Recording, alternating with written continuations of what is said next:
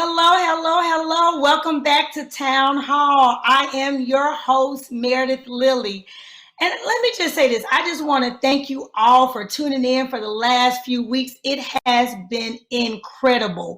We've been doing a lot of election coverage. And I've been learning a lot. I've been seeing a lot on the ground, hearing a lot. And let me just say this. It's not time to give up. It's not time to let go. We still have to get back out there. We have another election, two very important city elections coming up in Georgia in January, plus other local elections across the country. So look, it's not time to get tired, but we have to get back out. We got to keep pushing and push us on over to the finish line. But again, I just want to say thank you for joining in. Now, today I want to come in with a special edition of Town Hall. I want to bring on some of our Black authors across the U.S. today. I want to highlight them, some of the brilliant minds. We need Black authors. We need more. Black authors tell the story of both the struggle and the triumphs of our community. So I am so happy today. We're taking just a little break from the election and just tune into something different today with our Black authors. So let me welcome, y'all help me welcome three great authors today. Terri Mills from Birmingham, Alabama. His book, Nobody Cares, Work Harder. Then we have Beatrice Gautreaux. How you doing? Blind Justice. I'm so excited about reading that. And thirdly, we have Miss Cadori. Ladies, love yourselves first. That's happiness. I love that title, and I'm so excited to talk about your book as well today. So authors, thank you so much for joining us today. I am just ready to jump into a great conversation, and just so excited that you all took the time to join us today. I know you all have been, some of you have been on the road marketing, just trying to get your books out there. So I'm excited to hear about it. So first and foremost, welcome. But I want to ask, and I'll start with you, Terri Mills. Where did you get your title from your book? Where did you get the inspiration from? Yeah, so here is actually a very funny story. So I'm a big Baltimore Ravens fan. Love Lamar Jackson. And last year, I'm pretty sure everybody saw it. He had a press conference and he had on a T-shirt that said, "Nobody cares, work harder." And I thought it was a cool twist because he had an MVP year, right? So basically, he's stating this is good. However, we still got work to do. And so I kind of just attached that to everything that I was doing, hashtagging on all my posts or whatnot. And then when I decided to write a book, I said, man, I think this would be a great author because a great title because it's catchy. And that's kind of how it came up. Wow. So Terri, do you get a lot of questions about your title? Because that's the thing that stuck out most to me when I saw your book was Nobody Cares, Work Hard. And I know people have a lot of excuses about, why they can't do something. But the reality is, although we do have people that care out there, people still just want you to keep pushing and get to the end. So do you get a lot of questions about your title? Oh, absolutely, man. Because I got T-shirts and hoodies or whatever, and I just wear it, and people be like, "Man, I feel that." They don't even know what it's about. However, it can resonate with everybody, and so, that's basically the whole theme of the book is going through adversity. It's basically my story. I'm telling it from beginning to end where I am now, and kept hitting brick walls, kept hitting brick walls. At the end of the day, you got to keep going, right? And I think right now with everything that's going on in the world, we all just need some inspiration, just to keep people encouraged to keep going. So. Absolutely, man. People that I've had people that said, I don't even know if I'm gonna read it, but just the title alone makes me want to buy it. So I'm like, well, whatever you need to do, I'm with it. Absolutely. Now, Cadori, ladies, love yourselves first. That's happiness. Now that makes me smile as well. Now tell me a little bit about get your inspiration from your title. These titles are just sticking out. It mostly comes from my personal journey in life and different issues with relationships as far as being married before, as far as friendships and just taking care of patients over the years. I find that more women than anything else don't usually live their dreams. They always put everyone else first, whether it's their children or their jobs or their spouses or their mates. And what you find is that later on, when women maybe get in their late 30s or early 40s, they start realizing I haven't really been pouring into myself. So that's where you see the emptiness at, and people trying to reinvent themselves or figure out who they are. So I just want to get to women earlier and inspire them to love yourself first. Just like when you're on an airplane, if they tell you that this plane goes down, you have to put your oxygen mask on first. Fill your cup up till it's overflowing before we keep pouring into everyone else, because that's what women, we're taught to do. That's what society teaches us. You should be the sacrificial lambs for everybody else, but what about your purpose in life? What about what you're supposed to be doing? What about making yourself happy first? Wow, look, I should have had that a few years ago, and I'm gonna get it Right. soon because I am a workaholic, and I could go years without literally dating people or dating Right. someone special. And it's funny because I just do not pour the time into myself because I honestly like working, and I like Right. what I do. I like working in politics, and so that's absolutely brilliant. And I think about a lot of women that work in politics with me. Right. They neglect themselves. We neglect ourselves a lot. So We do. thank you for that. Yeah, and so I'm going to switch over to Beatrice, if you don't mind. Blind Justice. That's another great title, a bold title. Tell me a little bit about your inspiration behind your title. My title was actually selected by a group of family and friends. I was stuck on the title, didn't know what it was going to be. So I had a happy hour party, read a little bit about the excerpt of the book, and I had everybody vote on the title. And we landed right here on Blind Justice. Wow. The title is tied to the main character of the book, Taylor, who is a lawyer like yourself. And all she does is work, but she gives her time back to the community. And then when she does find the guy, it turns out to be potentially not the right guy. And she asks herself, could justice be this blind? And therein lies the title, Blind Justice. Wow, now wait a minute. All three of y'all books are speaking to me. Now look, and I'm gonna circle back.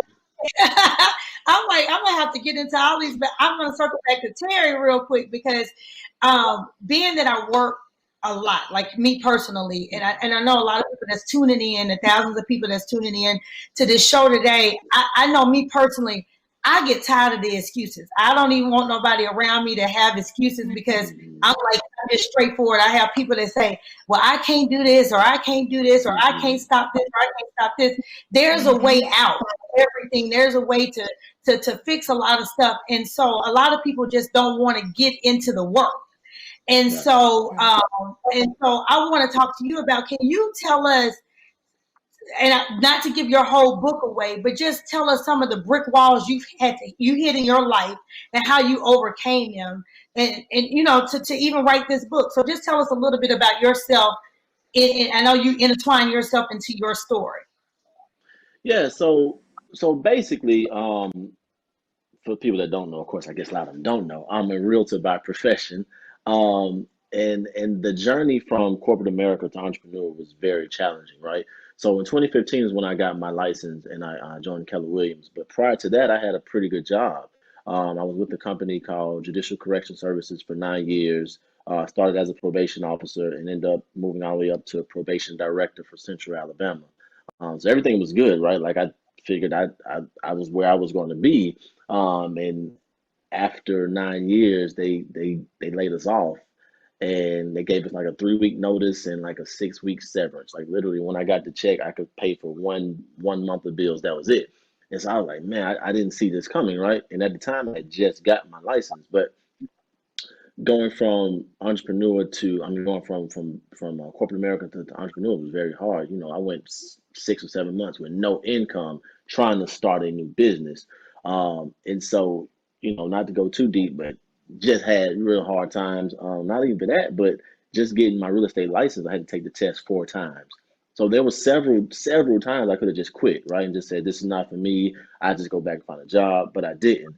And then, you know, it was because of encouraging people around me and just, you know, faith in God or whatnot. But I see people see where I am now and think, oh, it's just always been great, and it wasn't, and it's still not, right? Like we still have challenges and adversity, but just some of those hurdles in the beginning.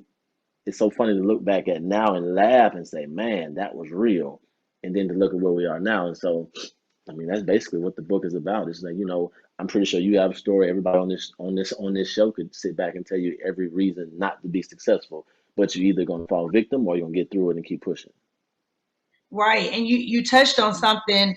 A lot of people look at social media. I know you be on social media. I'm a social media type person, and they see like the glamour shots and the traveling, and they think, oh, you just woke up and you got there.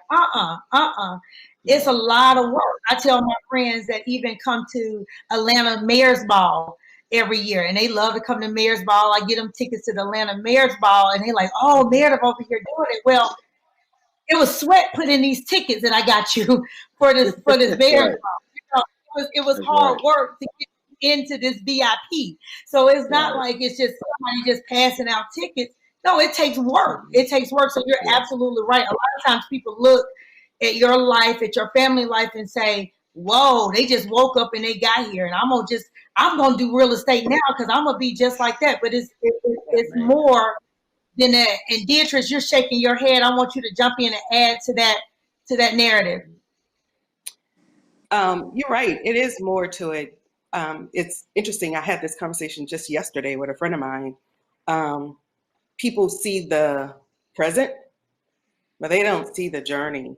And it becomes, for me, I wasn't supposed to make it, if you will. I grew up in a rural town in Louisiana, just outside of New Orleans, where there were no red lights. I can remember growing up, our house was on a dirt road. We didn't even have paved streets. Levee on one side, sugarcane on the other side. So the dream was supposed to be get married, have children, white picket fence, and a dog. And for me, I was like, there's got to be more to life than that. And I always read. So for me, reading was a journey to live in another planet, if you will. It was my traveling the world through books. And through that reading, I became encouraged and inspired, and I wanted to see the world. And so that journey came with blood, sweat, tears, knots, bruises, and all of the things that you're talking about, you and Terri are talking about. But somehow you make it through. I was told so many times, you can't do that. You shouldn't do that. You're not good enough to do that. And my response to it all was, let me show you. And so you roll your sleeves up and you put in the work, because it does require work, hard work. I work and I enjoy my work. I haven't transitioned from corporate America yet. I'm juggling both and I love it. So I'm working all the time. So, like you said, people see you in the airport, on the plane. I'm not as big on social media. I stayed off social media on purpose. But with the book, it requires me to get out there, right? And so, you see the flights here or the flights there, and you think it's all glam and glitter, and nobody sees the blood, sweat, and tears. Yeah. So that, Absolutely. And here's the thing: people show you what they want to show you, right? Exactly. And it's funny because I just told you, Cadori, that I've been in Houston 3 to 4 times last month. Well, I didn't want to travel during Corona, during COVID-19, but I was traveling for work. I was traveling, for campaigns and traveling so people don't see that, but they see the restaurants I go to at night because I'm going to eat good, but they don't see the work that I do during the day. So Cadori, I want you to jump in on the same thing that we're talking about and talk about, just touch on some of your struggles. I know in your book, finding happiness through yourself and loving yourself first. I know that you struggled and you said that you went through divorce and you went through different things. And I'm guessing that you may have put yourself second or third through a lot of times in your life, like most women do. So can you touch on that for us?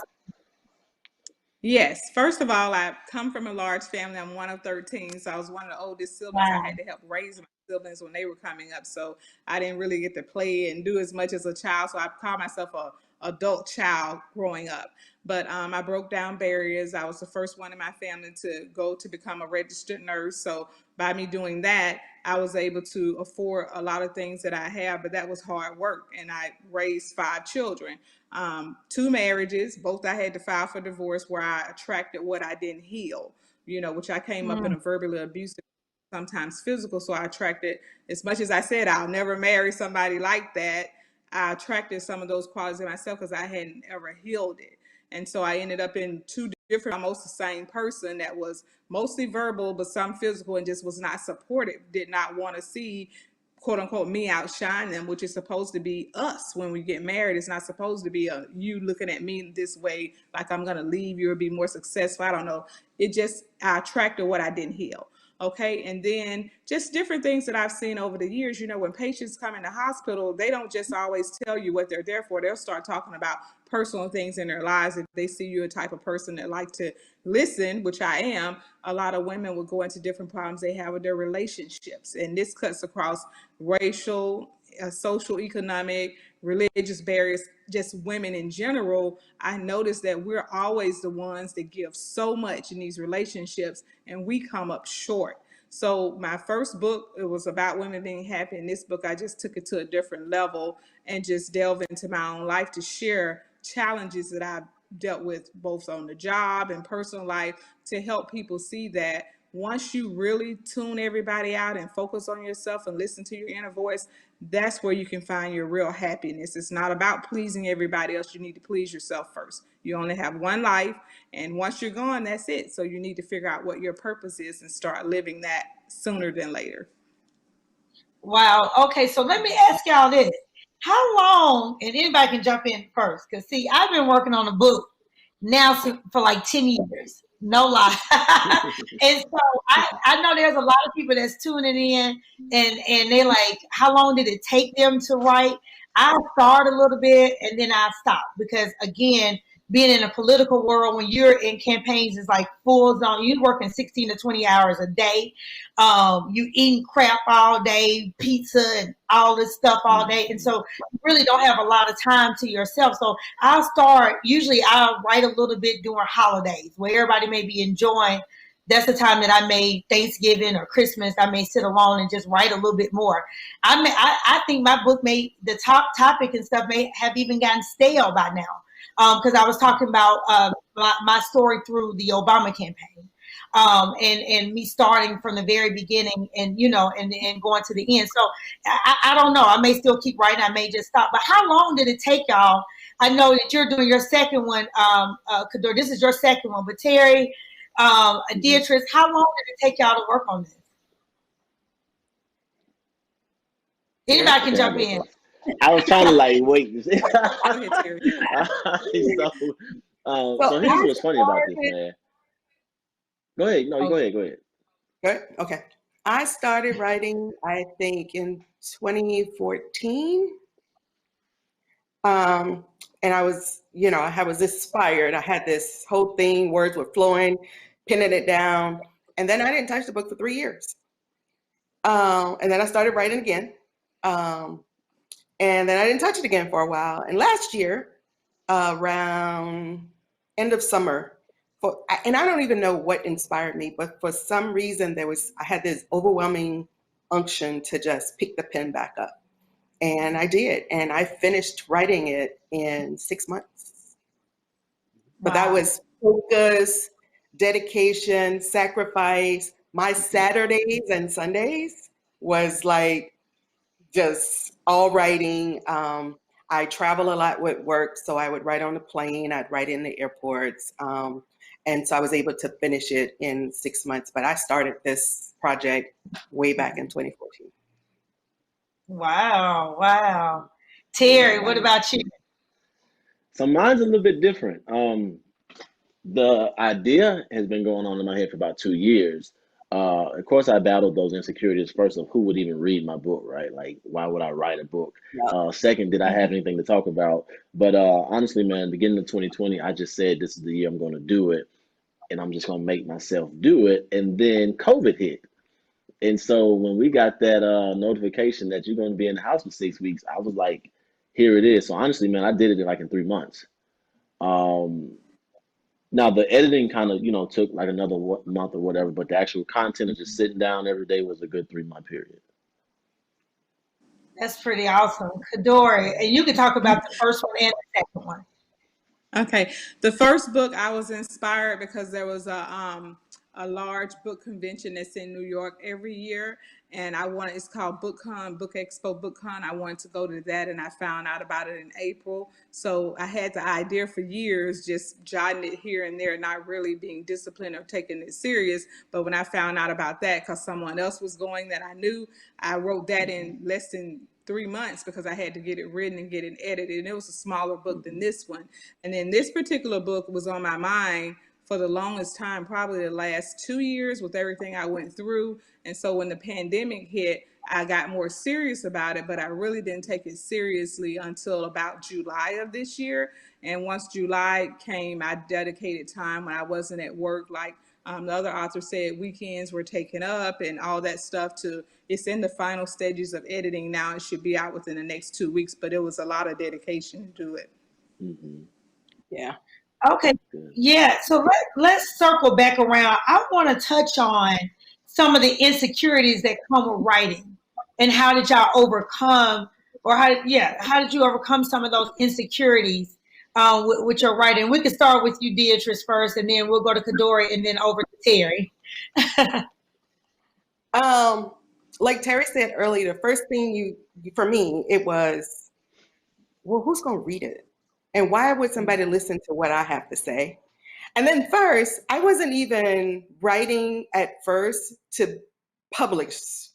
It was a project. It was personal to me. And it was just, it started off as a personal project. And then I had two really close friends of mine who are near and dear to me, read a part of it and was like, you have to do something with this. And then even then I resisted. I was like, nope, not doing it. Who's going to read this? And what if nobody likes it? And, it's because it's sort of it's a love story told through a murder trial. It's like, this isn't even really a genre, right? It doesn't really fit in this one. It doesn't really fit in that one. And all those excuses. And then you go back to the days when I was a younger girl and I can hear, you're not good enough. You can't do that. You shouldn't do that. You're not good enough to do that. And all those things resurface. And then finally you're like, but I serve a God. And then the rest is history. And because for me, I was inspired with just that. It's like, you know what, when I look at my journey and I see where I've been and the road to, and I by any stretch of the imagination, I'm not finished or have reached a destination. I don't even know what that is. I think my journey is going to be lifelong. But I said, just like I was inspired by other books, maybe my words will inspire some young person who think they can't. And they see, hey, she did it, so why can't I? So I let that inspiration and encouragement to inspire and encourage someone else drive me to finish the book. And then hopefully it'll take a life of its own. And for the next person who says, I can't, they'll have something that says, yes, you can. Absolutely. Cadori? Yes, and for me, it was the same thing. I think you have to go on this journey inside your mind and just come to the terms of, you know what, there's only one me. That's what I end up coming up with. And my voice is my voice. So I was already inspiring people in my personal life, a lot of patience over the years, and people would listen. And sometimes people would even ask, hey, are you a motivational speaker, by me trying to encourage them? So I knew that in the back of my mind that people needed to hear it. And the thing is, your audience is your audience. And whatever we have, that's our voice. Everybody's not going to like everything. So you have to get to the point where you know that I'm not trying to please everybody. I'm trying to get my message to who it's for. That's called your target audience. And you're going to impact other people that aren't even in your target audience just by default. It may be the catchy title that he has or she has, but you are speaking to the person who needs to hear you. when you write the book. So I had to tell myself when I had those flashes in your mind, like you're not good enough, or what makes you think somebody wants to read this, or how dare you write a book about blah. You have to know that it's for who it's for, and just put it in the universe, and it's going to help people. So I just wanted to help people. So that's what made me get out of my insecurities. Wow. Wow. And Yeah, I before mean, you go ahead, Terri. I was gonna say I could just ditto everything they said, man. It's the same thing. We all got the same kind of common motivation, right? You have to realize at some point that it's a bigger why, right? Like it's not for you. I even tell people like my book is not even about the money. I've probably given away not half, but just as many as I have sold because of the encouragement that I get when people call and text me and say, "Man, I'm so glad you wrote that book." Like I never would have Right. known you had a problem with this. We relate in so many, areas, and honestly, man, when I did it. I said this was it, like one and done, right? It was just a checklist. I'm done. Now, because of the feedback and the dialogue I'm getting, I'm like, man, I'm ready to write another book, right? And so when Right. you find like your passion in life and your motivation in life, that carries you through any of the insecurities that you can ever have because you know Right. something's good on the other side. That's why you're insecure about it because it's something that's big. It's something if it doesn't make you nervous or insecure about it, then it's probably not big enough, right? And so that's Right. the reason why you do it. Like even writing it I was getting so encouraged every morning to write it just to hear myself tell my own story, if that sounds makes sense. Like when you're Mm-hmm. going through life, you don't stop sometime and just think about, man, look where I come from, right? Or look Right. how that happened. But writing this, I'm just like, Jesus, I don't know if I could do it again, right? Like if you really think about it. And it's so crazy how God works. So this weekend, my wife and I was in LA for just a quick getaway and I didn't even really pay attention to the date. But Friday the 13th was the date I got laid off 5 years ago. And here we Wow. are chilling up in Beverly Hills, right? You see what I'm saying? So it's like God is always talking to you. He's always talking to you. And to me, that was the confirmation like, this is what you're supposed to be doing. And so, yeah, you have those insecurities, but at the end of the day, once you realize it's a bigger purpose and a bigger why, and you're trying to help other people, that just keeps you going. Listening to the three of y'all really are giving me goosebumps. And about my own journey, and I was thinking about just my own insecurities. And I remember when I was in law school in Houston, Texas, at Thurgood Marshall. Let me give a shout out to my HBCU. But I was in law school, and I was running for the Black Law Student Association president. Now everybody, told me I should run, and I did, and I was excited about it. And then I remember the day that I won, one of the young ladies said, "How's she gonna represent us with that old country accent? She doesn't know how to talk." And I had never heard that before. And immediately it seemed like just Satan came in that door and gave me a punch Mm-hmm. after I was just so high, and I was just Mhm. so I was high from winning. And then she said she can't talk her southern drawl. It's just ooh. And so, it hit me so hard. And then I stopped wanting to talk, and all I do is talk. And so, it hurt my feelings so bad when she said, I still remember the girl that said it and everything. But it's so amazing that I get paid to talk now, right? So Wow. God is so good. I get paid to talk, and I get paid to think, and come up with strategy. And so, just like you were saying, Terri, how you look back at certain things, and I was just like, my, where is that girl now? I'm gonna have to find her. But no, Bring on the show. I'm sure she's doing well. But I always remember that. And we have to not Mm-hmm. listen to those insecurities. We have to keep pressing them down. They're always going to come up. They're always Yeah. going to come up. I had an incident last week. I think I was having a perfect day, a great day. And I don't even know why I'm telling this story. Maybe it inspires somebody, but I was having such a beautiful day. We were filming this documentary. And this lady, exact words that wrote this documentary, she said, Meredith, your reputation has preceded itself. Every city we go to, everybody has talked positive about you. Later on that night, I got a call that said, hey, I heard this about you. And I just started bawling. Now I went from earlier that day, somebody saying something positive, and then somebody called me, this was just last week, about something negative, and I was just like, why would somebody say something so mean and not true? So, but it's all that stuff is gonna be out there. And the further and further you try to go, all that stuff gonna come in and try to knock you back down and knock you off your course. And so you always have to just stay focused. You know, you have to stay focused and not look to the left or the right, but just stay focused on the journey, because all of that stuff is going to come. And now I'm starting to experience it more. And now I'm starting to recognize what it is, you know, what it is.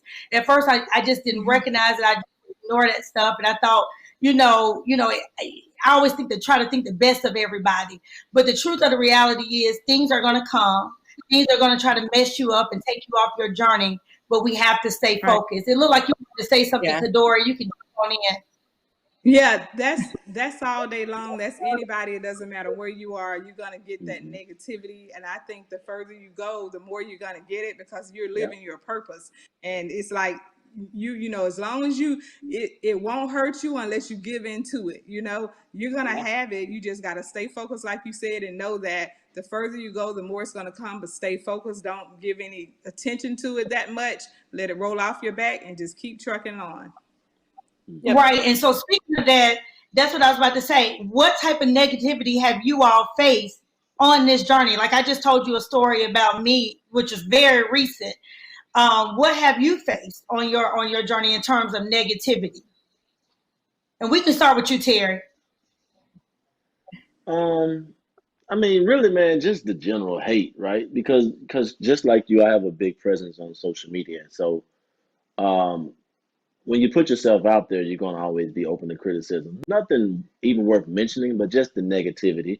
But like you said, that's just part of it, man. I was told if people aren't shooting at you, you're not flying high enough. So the simple fact that people have something to say or people are coming at you, that means you're doing something right. And so it is what it is, man. You like you said, you got to stay focused and don't give in to the noise, because it will deter you. But you got to realize they hated on Jesus, so it makes you think they're not gonna hate on you. That's absolutely right. Beatrice.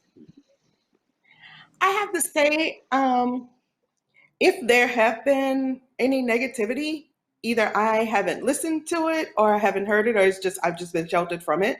I have had an overwhelming amount of support from my family, from friends, my colleagues, people I don't even know. And so, I'm not one of those, I mentioned earlier, I stayed off social media on purpose for a long time. So I don't listen to the noise. If it's there, it's there. That's your thing. It's not mine. I'm not going to make it mine because I've got somewhere to go and I'm trying to get there, and I can't be distracted with the noise. That's right. Cadori. You definitely have to stay focused, and it teaches you got to have thick skin, because for me, I'm aware of everything, probably because I have to be aware because I'm a nurse. So, you get those things where you're aware of everything, but I've had overwhelming support. But I have noticed that some people that I thought would support me, both family and friends, have not. And that's something that you'll see on any journey to success. And they'll tell you in many books that you read. I'm a big reader of a lot of most motivational books as well. But when you're moving and you're doing something, because what happens is this: you haven't done anything to the people, but what you're doing, it makes people hold a mirror up to themselves, and they compare themselves to you. This is their problem, it's not yours. But because of that, you get envy and jealousy, and people that you would have thought were your friends or even certain family members won't support you. It doesn't matter if it's $1 to your cause, they won't support you. So all the books tell you that a lot of your support, especially when you're first coming out, is going to come from people that don't even know you. And that's pretty much anything you do. You'll have some that support, but you'll be surprised how people reveal themselves when you start doing things that, because they question themselves. It's their own insecurities. It's nothing you've done. That's Right. Terri, you look like you wanted to say something today. Man, I could have jumped up and said amen, Y'all know I'm a deacon, so I'd be ready. Amen. Come on, Pastor. I know. But no, Exactly. you're right.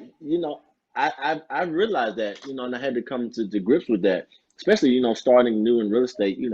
kind of took off pretty fast, and a lot of the agents who I looked up to were the main ones. I kind of like, why are they making those comments? Are they talking about me? Like you would see little subliminal stuff, nothing direct, but just enough to say, I don't know about this person. But what I had to realize is you're just mad at yourself, right?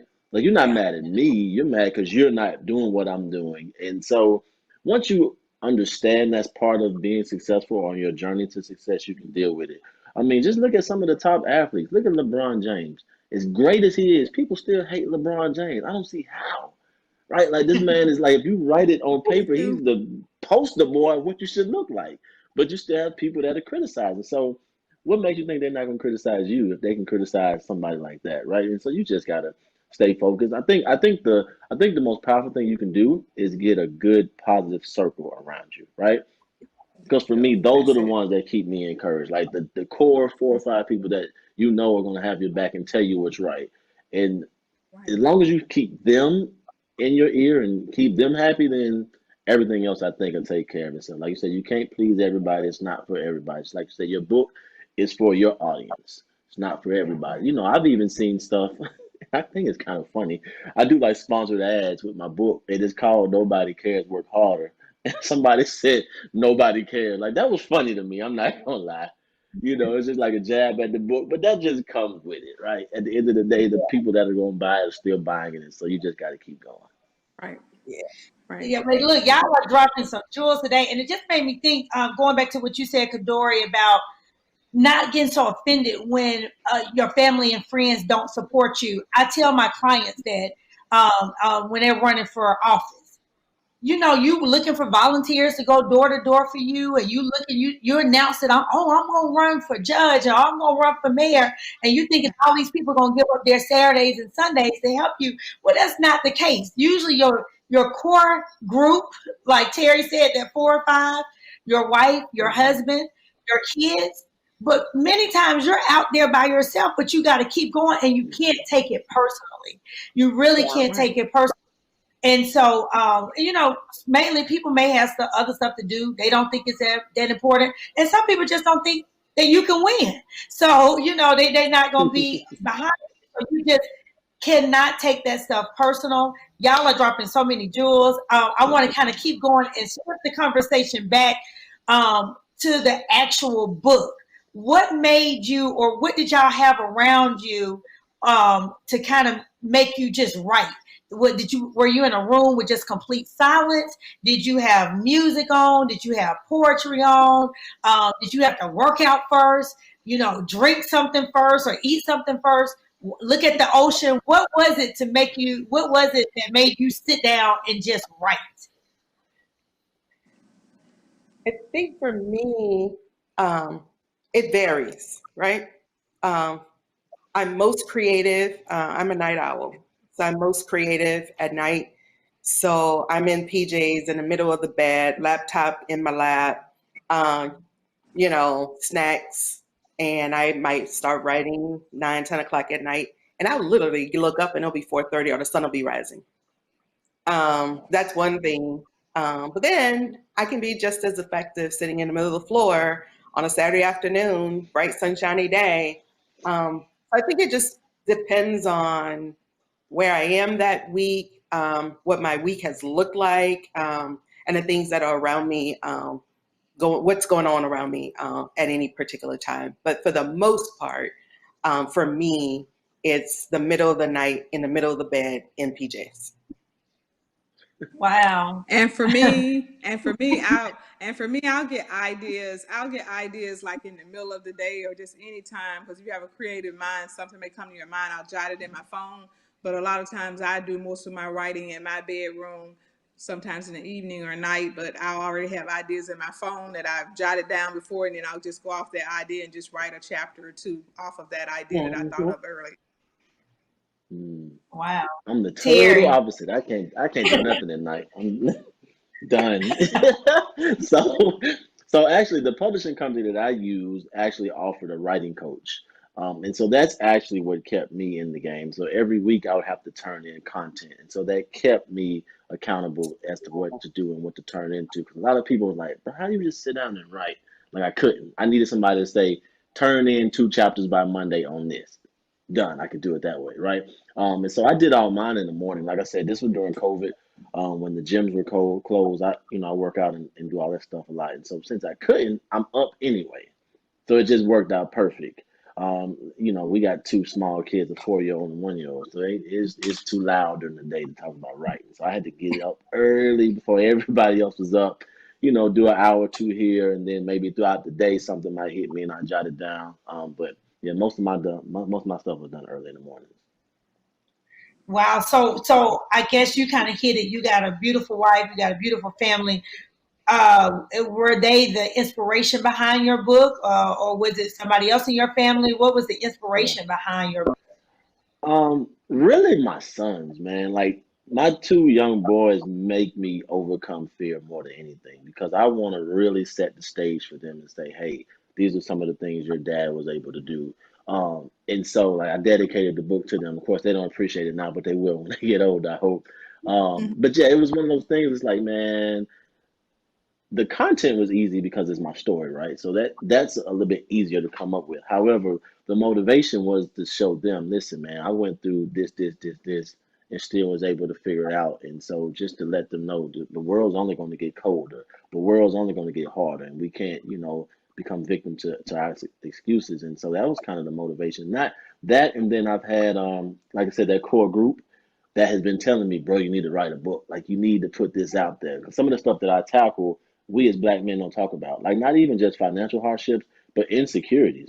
Talking about relationships, dating, right? Like talking about not really being social. Like a lot of people have a hard time even believing I was a social misfit. Like I would be the most uncomfortable guy in the room talking about introducing myself and talking to people. But now I'm a realtor. You can't sell real estate. You can't talk to people, right? And so it's like people that know me, be like, bro, you from 10 years ago are totally different from where you are now.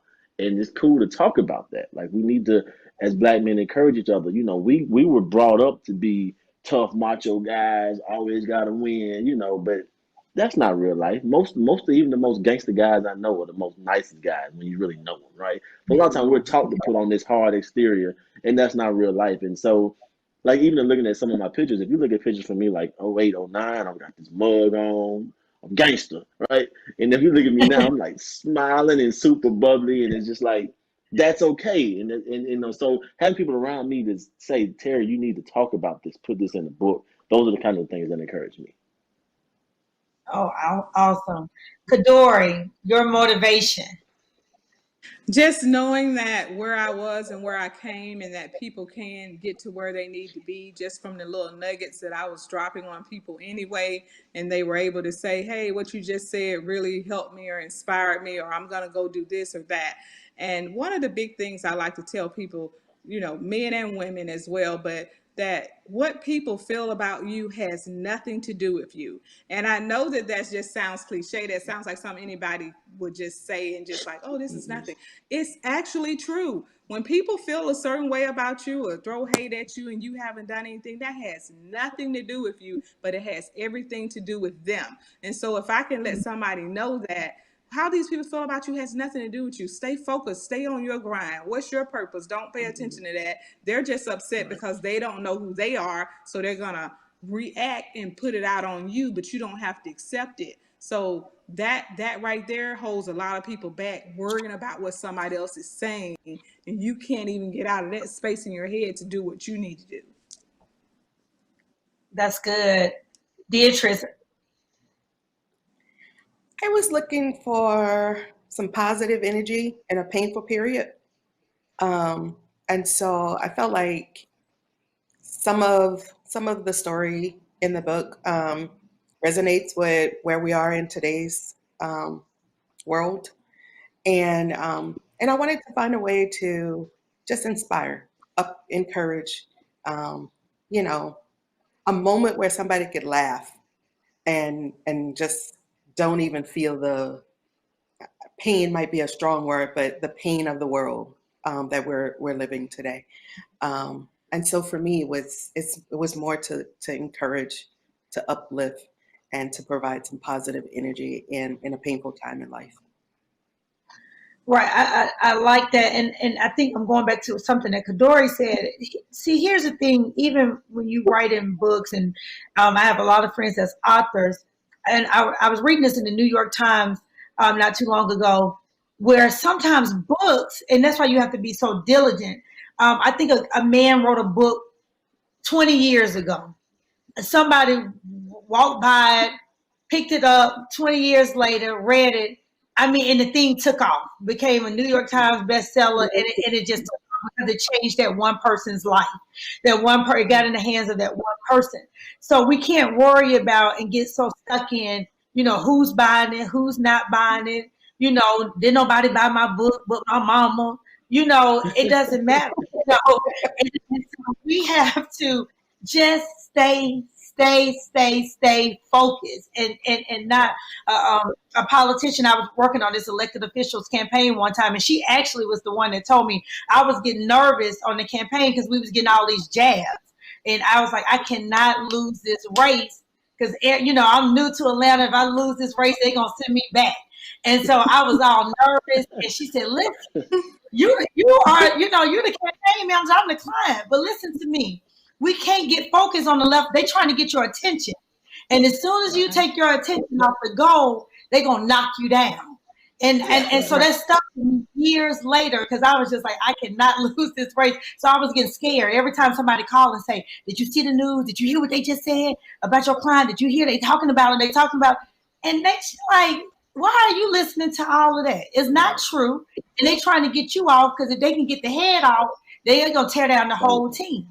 And so, keep listening to stuff on the news and the social media, they're going to tear you down.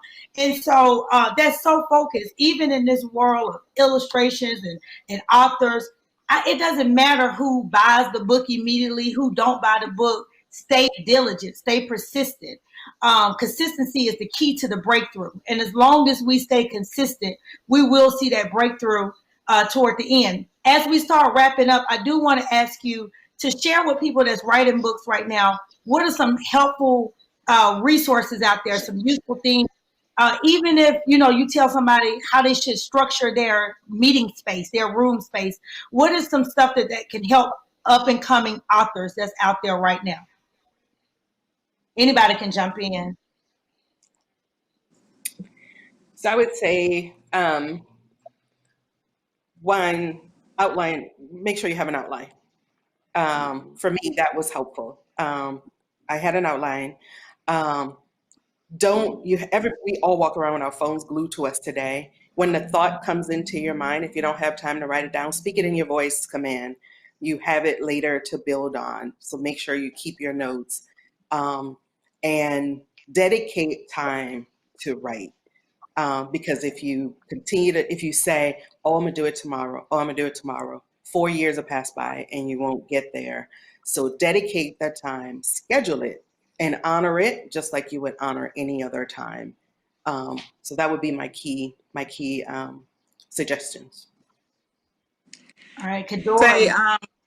I would say one thing that people can do is dedicate that time, that specific time to put into your book, whether it's once a day, 1 hour, every 3 days, 2 hours, or once a week, 4 hours. Whatever it is for you that works out for you. If you dedicate that time and you have a space where you can just be alone to let your creative thoughts flow, then you already have that time assigned, and plug your, turn your phone off, everything off so you can dedicate that time to it. And then once you start getting a couple chapters, you'll be motivated then to keep going. But you have to have that specific time set aside to put towards writing the book. All right, Terri. Yeah, I agree with everything they said, and I'll just add the accountability. Build some accountability around it. I see a lot of people that say they're going to do stuff but scared to tell people they're going to do it because they don't want accountability. I'm the opposite. Like, I'm going to tell you, hey, I'm dropping this book this summer. I hadn't wrote one paragraph, but the simple fact that I'm telling you and putting it out there, that accountability keeps me on task. I remember, man, I was coming out with marketing videos before I was halfway through, and I was like, I got the marketing done. I just got to finish the book. But that is what kept me focused. And that I'm a shiny light and bright objects type of person. And so that was my motivation. Like, I'm just ready to market it, right? And so that kept me glued to that laptop week in and week out. And so I think just anything, not just writing a book, but build in some accountability, putting it out there that you're going to do it, because your circle will remind you, hey, I thought you was going to have this book coming out. What's going on with that? Right. Don't be, and in real estate, what we call it is, don't be a secret agent. Don't be a real estate agent that nobody knows about, right? Like you in real estate, nobody knows it. Well, what good is that? So anything that you're doing, I say build that accountability out there so people know what's going on. That I am the exact same way. I tell people all the time, if I say it, that means I have to do it. My word is everything. Right. So if I say it, I'm like, dang, then I have to do it. So a lot of times, especially when it's time for me like to hit the gym starting again, or if I miss a long time without going to work out, I have to call somebody and say, look, I'm going to the gym every day this week. And I'm like, I have to hold it. I said it. So I got to be accountable. So you're right. I have accountability partners around me that remind me of what I said. So that's very important. As we close out, tell us where we can find your book. Tell the viewers where they can find your book. Give us the name, title, release date, if it haven't already released, and tell us where we can find your book. We'll start with the ladies. Beatrice? Oh, okay, Beatrice.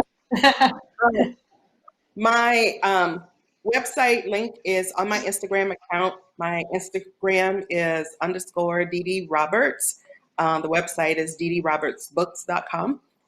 Release date is spring 21. Thank you. You're welcome. All right, The name of the book is titled Ladies Love Yourselves First, That's Happiness. It's due to be released November 29th. I had actually a couple of book talks where I had a few people like Trina Braxton and Tawanda Braxton. We did a book talk. So it's on my YouTube channel, Cadori Brand TV, and that's CADORI BRAND TV. So Cadori, CADORI.net is the website to pre-order. Thank you. And Terri Mills, also known as T. You better let them know. So mine is actually out now. Nobody Cares, Work Harder. It is available on Amazon. So just type in Nobody Cares, Work Harder, Terri Mills. Please type in my name for it to come up, because there's a lot of apparel on there already. And it is not mine. However, I would like to take credit for it, but it's not. And if you're in Birmingham, man, just find me. The easiest way to get in touch with me is just Facebook. Just type in Terri Mills and go from there. All right. And as we close out today, everybody, what is your favorite Black business of the week? And we will start with you, Cadori, and then we'll go over to Beatrice and then Terri. All right. So I try to support, like you were saying, as often as I can, at least once a month, if not once every couple of weeks, a Black business. The one that I just bought some nice things for is called Riva Monte Boutique. It's in Atlanta. I bought it online, and it's RIVAMONTAE Boutique. And I think it's on Instagram and all that under the same thing, Riva Monte Boutique, women's clothing. Thank you. Beatrice. I will go with my most recent, as of yesterday, Boards and Platters, out of Atlanta. She makes these wonderful boards, cheese and crackers and fruit and candy, and yeah. So my football Sunday yesterday was Boards and Platters. Terri. All right. So I hope y'all don't be mad at me, but I got to do this. I got to plug T Mills Realty Group, my real estate company. So if you're looking for a house here in Birmingham, please hit us up. T Mills Realty Group. Yes, and I would like to shout out this week Harlem Candles. It's beautiful candles based out of New York, Harlem, New York. Y'all, they smell amazing. So go online if you're a candle person. Like I like to relax, lay in the bathtub, have my candles all around. But Harlem candles are amazing. They may be in Saks, they may be in Bloomingdale's as well. But Harlem Candles is my Black business of the week. So hey, y'all, thank you so much for joining Town Hall today. Everybody that's tuning in, I know y'all learned a lot about, just books and just being an author. I know there's a lot of people out there that's trying to write a book, and here you go. I mean, these people that was on here today, the brilliant authors, I'm just so proud to be in their presence and just proud of their tenacity, proud of their persistence. And I think I just can't thank you all enough for just being on Town Hall, taking your time out to be on Town Hall today. So again, everybody that's tuning in to Town Hall, thank you so much for tuning in today. Please join us next week for a special show with a special guest. I am not going to give it away today, but please join us Town Hall next week. I hope this show has been an inspiration, but also a tool of information to take back into our community and share with our community for good information. So thank you again for joining us for Town Hall. See you next week.